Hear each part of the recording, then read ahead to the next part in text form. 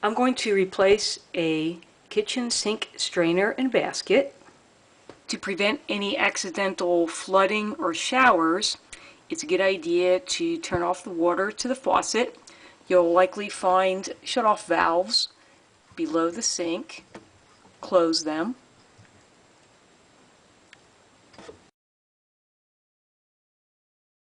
Place a bucket under the trap and then loosen the nuts that hold it. Turn them counterclockwise.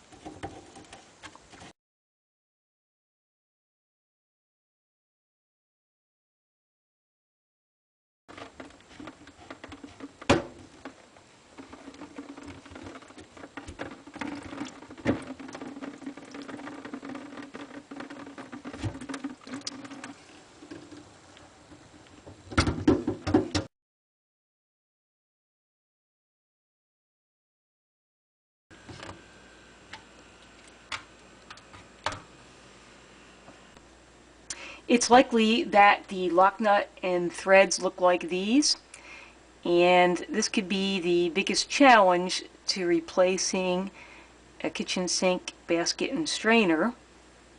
A few days ago, I treated the threads at this lock nut with an oil penetrant. A lot of people like to use WD-40.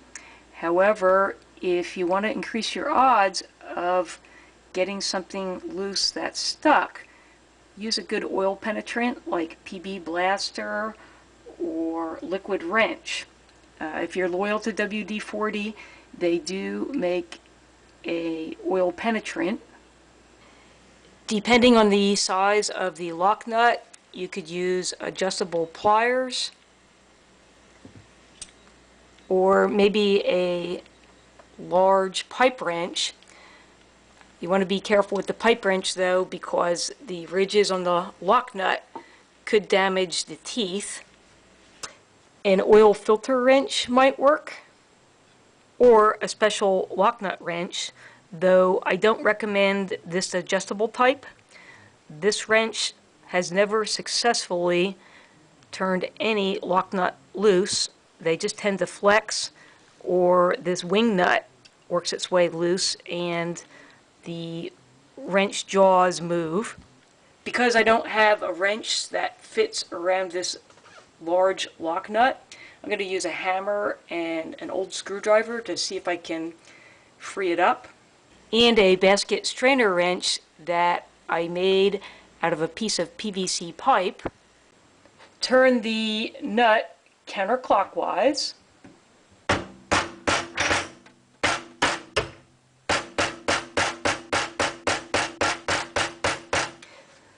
So it looks like the whole assembly is spinning, but the lock nut is also spinning.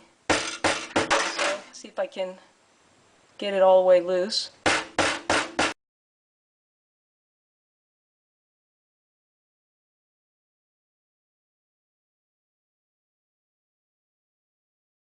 As the lock nut loosened, both the basket strainer body and the lock nut spun together.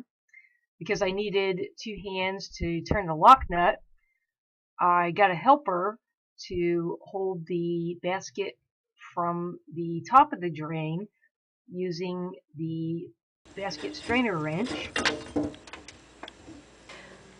Remove the body from the sink. Give it a thorough cleaning. Warm up some plumber's putty. The plumber's putty is going to make the seal between the strainer and the sink.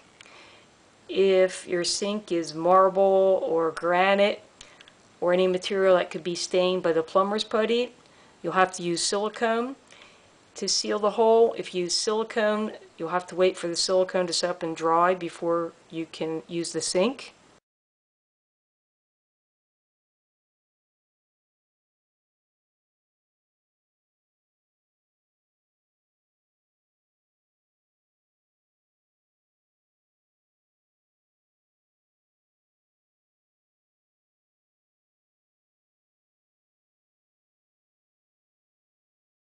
Center the strainer body over the hole.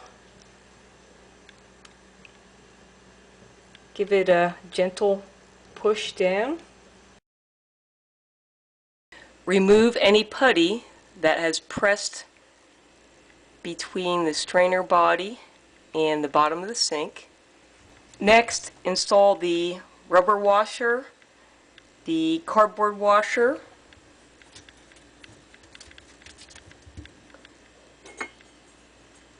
the retaining cup, and the lock washer. You want the flat side of the lock washer to face the bottom of the retaining cup.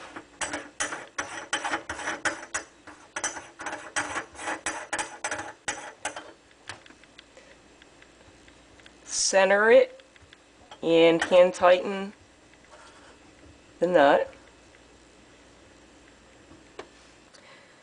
Have someone hold on to the strainer body with a pair of pliers, or if you have a tool, hold on to it, and then turn the lock nut clockwise and tighten down.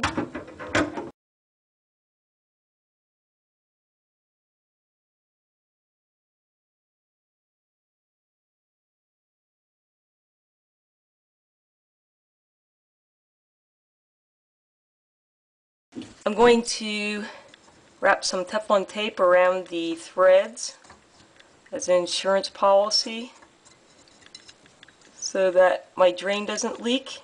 I'm using the pink Teflon tape. That's a little thicker than the white tape. And I'm using that because these threads are fairly deep.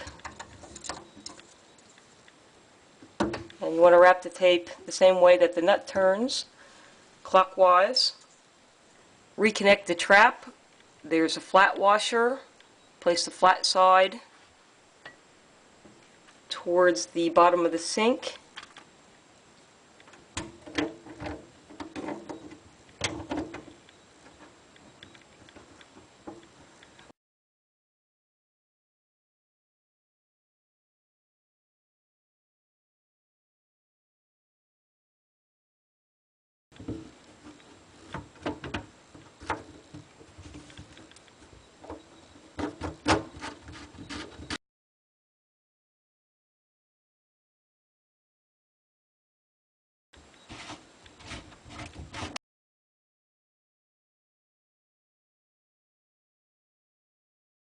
Remove the excess putty from around the basket and the sink. Turn the water on.